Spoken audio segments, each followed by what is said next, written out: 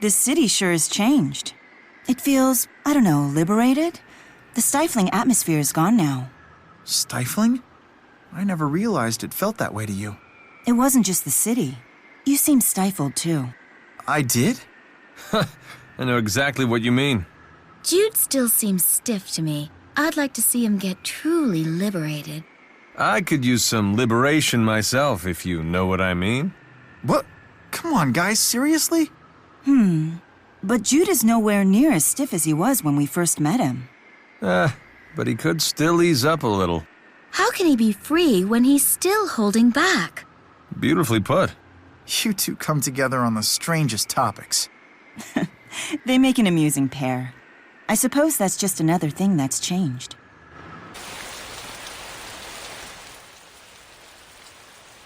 Elle's becoming a divergence catalyst? I don't understand how this could happen.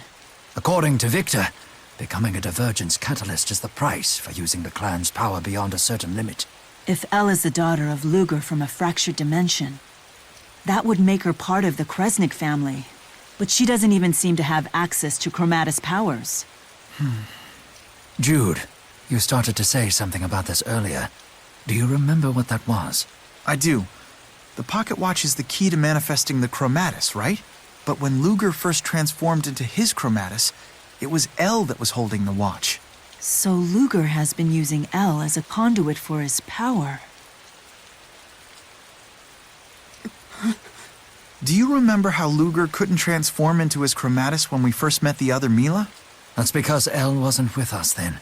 So then Elle has been paying the price for Luger's use of the power. But it goes without saying that Luger had no way of knowing this. Still, There was no way for any of us to know of this. I'm sorry, Luger. There's no need to apologize. Who could have possibly guessed that the Chromatus was linked to the catalysts like this?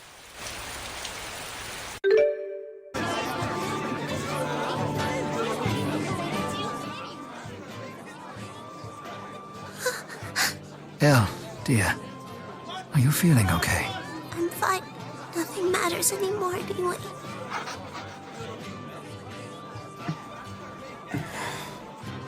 Luger, how's the burn on your left hand?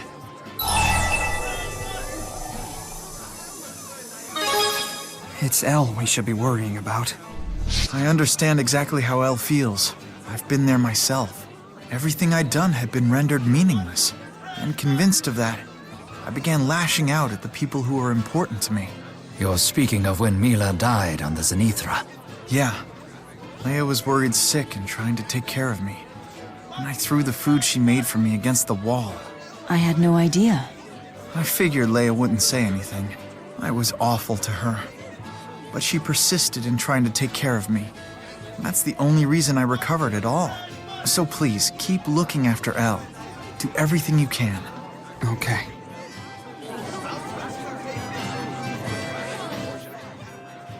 Man, in the space of a year, everyone's fashion sense sure has evolved. No kidding. Especially Muse's. I find her new dress quite dignified. A fine choice for a great spirit. It isn't a dress at all. That comes straight from Muse. She's manifested her spirit powers in a clothing-like form, but technically, she's completely naked. Naked? Completely? Are you so surprised? It was no different for Undine and Efreet. Does that mean... Mila too? Completely naked? I don't know anything about Mila's situation. How can you stay so quiet, Luger? Say something! Well, it's not as exciting if nothing is hidden. Oh, of course. Truer words were never spoken. Thank you. I fear we were losing sight of what was truly important. Indeed. Every man's heart yearns for the secrets that have been hidden from him. Let us seek them. Together! Those two have formed a disturbing kinship. I kind of want to understand what they're talking about, but I kind of don't. At least we understand one thing. Yep, where Luger's inclinations lie.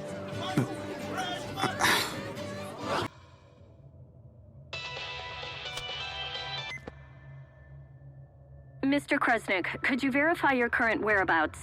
As I mentioned in my text, we would like you to bring the waymarker to Riza Harbor in Marksburg at your earliest possible convenience. I'm in the middle of a situation here. I'm not a machine. I am aware of your situation, Mr. Kresnik. However, I have a job to do. Were you a machine, I imagine this would be much easier for you. Regardless, please proceed to Rize Harbor in Marksburg with all due haste.